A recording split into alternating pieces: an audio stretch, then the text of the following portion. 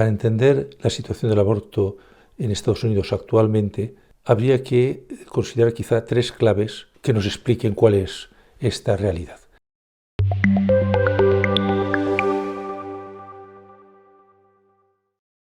La primera es que se considera que el aborto es un acto privado de la mujer. La sentencia Roe versus Wade del año 1973 afirmaba esto y se apoyaba en la sección primera de la 14ª enmienda, que es del siglo XIX, para afirmar la cláusula del debido proceso, es decir, el principio jurídico por el cual el Estado no debe inmiscuirse en los derechos legales de las personas. La segunda clave es el feto. Roe versus Wade se había planteado que algunos, y recoge así en la sentencia, que algunos consideran que la vida humana comienza en el acto de la concepción y otros hablan de la vida humana como el momento en el que nace y es cuando debe respetarse. La sentencia Roe versus Wade llega a un intermedio, es decir, habla de la viabilidad.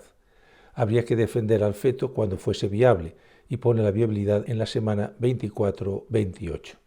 La tercera clave que nos ayudaría a entender es que hay un principio jurídico que es el stare decisis, es decir, estemos en la decisión que ya hemos tomado antes. Es el principio que aplica la sentencia del año 1992, que aunque limita en cierta manera el aborto, afirma el Roe versus Wade y al mismo tiempo dice no movamos nada, tal como está, dejémoslo así. Sobre este tema habría que decir varias cosas. La primera, el aborto no es un acto privado de la mujer, sino un acto privado si lo hiciese ella con su propio cuerpo. Pero aparte de la mujer y el médico o el sanitario que lleva a cabo el aborto, hay una tercera realidad. La tercera realidad es una realidad que la mujer lleva en su seno, pero que no es su cuerpo. Esa tercera realidad es un organismo humano. Estamos de un individuo humano. Le queramos aplicar la cualidad de que es persona o no es persona, eso me parece que es indiferente, porque la defensa de la vida humana se basa en si estamos ante un ser humano individual.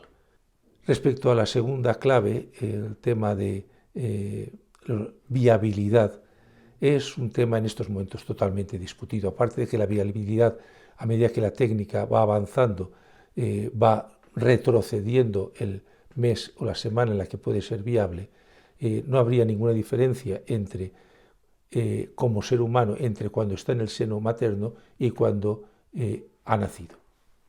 ¿Qué es ser humano desde el momento de la concepción? Eso ya lo dice toda la ciencia biológica. Aquí no vamos a discutir.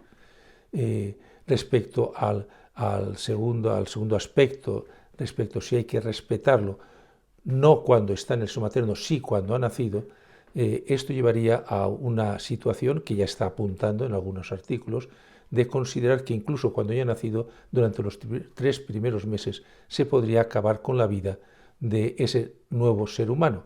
Si se descubre alguna causa que habría sido del aborto cuando estaba en el seno materno, pero que no se conocía y ahora que se conoce, entonces se podría aplicar.